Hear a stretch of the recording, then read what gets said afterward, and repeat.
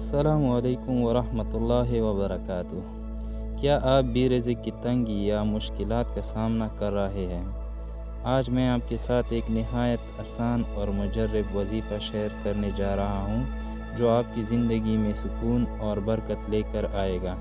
یہ وظیفہ بہت آسان ہے۔ نماز فجر کے بعد سکون کے ساتھ بیٹھے اور صرف 100 مرتبہ پڑھے یا وہاب پڑھنے کے بعد اللہ سے دعا کرے کہ یا اللہ میرے رزق میں برکت عطا فرما، میرے قرض آسان کرے اور میرے دل کو سکون عطا فرما۔ قرآن میں اللہ تعالیٰ فرماتے ہیں، اور جو اللہ پر بھروسہ کرے اللہ اس کے لیے کافی ہے۔ اور نبی صلی اللہ علیہ وسلم نے فرمایا جو شخص اللہ سے رزق مانگتا ہے اللہ اس کے لیے دروازے کھول دیتا ہے۔ یہ چھوٹا سا وظیفہ آپ روزانہ کر انشاءاللہ بہت فائدہ ہوگا۔